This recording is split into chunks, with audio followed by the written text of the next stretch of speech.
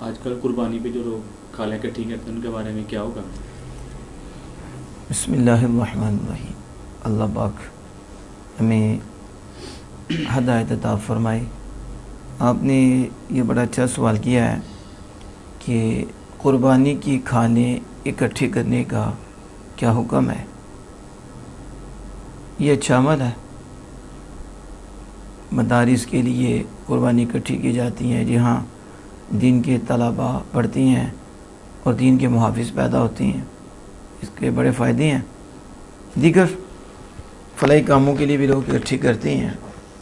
یہ ایک اچھا عمل ہے اور بہتر ہے، لیکن یہ فرض بھی نہیں، واجب بھی نہیں. دیکھا جاتا ہے کہ بہت بڑے شوق میں کھالیں اکٹھی تو کرتے ہیں لیکن فرض نمازیں چھوڑ دیتے ہیں.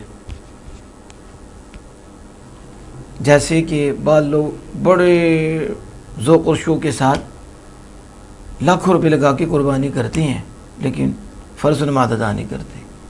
قربانی فرض نہیں، واجب ہے. فرض کو چھوڑ دیتے ہیں، واجب. اور یہاں کیا ہوتا ہے کہ ایک نفلی کام ہے کہ قربانی کی کھانے اکٹھی کرنا، اور اچھا کام ہے، باعث اجر ہے، لیکن فرض واجب نہیں. اس کے لیے اتنی تقدو کرتی ہیں، اتنی دوڑ لگاتے ہیں، جب فرض نماز کی بات آتی ہے تو وہ چھوڑ دیتے ہیں.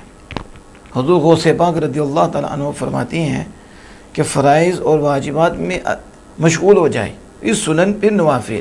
اگر وہ فرائض کو ادا ہی نہیں کرتا، نوافل کو ادا نہیں کرتا، تو پھر نوافل ادا کرتا ہے، نوافل میں مشغول ہوتا ہے، تو فرماتے وہ بیوقوف احمق ہے، وہ متکبر ہے، اور اللہ پاک ایسے شخص کی یہ عبادت قبول نہیں کرے گا اور اسے اللہ پاک ذلیل و رسوا فرما دے گا. اب عجیب بات ہے ہماری، ہم نفلی کام کے لیے تو اتنی دوڑ لگاتے ہیں، اور پھر اس میں یہ بھی ہوتا ہے کہ غیبتیں بھی کرتی ہیں. آپ ادھر سے کھال اٹھا کے لے گیا، وہ نفرت پیدا کرتا ہے، پھر دوسرے کے دل میں پھر لڑائی جھگڑے کی صورت پیدا. ایک نفلی کام ہے اور اس کے اوپر جو ہے وہ لڑائی جھگڑے پہ آ جاتے ہیں، پھر اس کے پیچھے باتیں کرتی ہیں، پھر وہ ادھر بیٹھ کے باتیں کرتے ہیں. تو انہیں پوچھا جائے آپ کیا کر رہے ہیں؟ اللہ کے لیے کر رہی ہیں. تو اللہ کے لیے کر رہے ہیں، یہ نفلی کام تھا اور آپ تو نفل سے آپ جرم کی طرف جا رہی ہیں. تو ان چیزوں سے بھی ہمیں احتیاط کرنی پڑے گی. اور اس میں یہ بھی بات اپنے ذہن میں رکھیں، ہم نے دیکھا ہے کہ کپڑے خون سے آلودہ ہو جاتے ہیں، تو یہ جو ان کا خون لگتا ہے یہ ناپاک ہے اور کپڑے ناپاک ہو جاتے ہیں. پھر وہ بات ایسی ہیں کہ احتیاط نہیں کرتے، انہی ناپاک کپڑوں میں مسجد میں بھی آ جاتی ہیں، وہ بھی جرم ہے.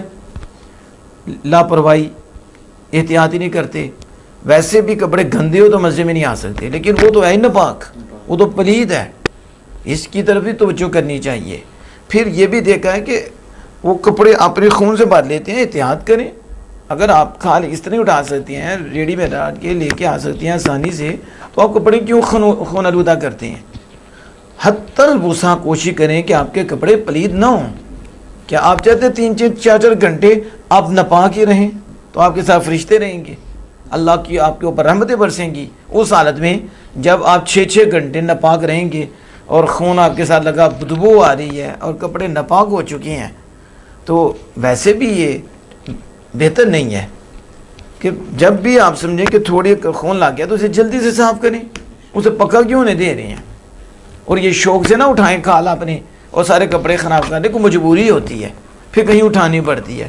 مگر نہ ساتھ ہی ساتھ رکھیں، احتیاط سے اس کو رکھ کے کھال کو لے کر آئیں، اپنے آپ کو پاک رکھیں، صاف رکھیں. پھر بھی کیا ایسا ہو تو نماز سے پہلے آپ جلدی سے جو ہے اپنے کپڑے چینج کریں، اپنے کو جسم کو خون لگا وہ صاف کریں، پہلے فرض ادا کریں. وگرنہ وہ پورے دن کی کوشش خدا کے یہاں قبول نہیں ہوگی، بلکہ اللہ کے ہاں وہ شخص ذلیل و رسوا ہوگا جس نے 5 وقت نماز چھوڑی ہے اور جو ہے ایک مستحب اور ایک زائد عمل کے لیے پورا دن دوڑ لگاتا رہا. کیسا عقل مند ہے وہ شخص کہ جو بادشاہ کی خدمت چھوڑ کر اس کے خاتموں کی خدمت میں لگ جائے.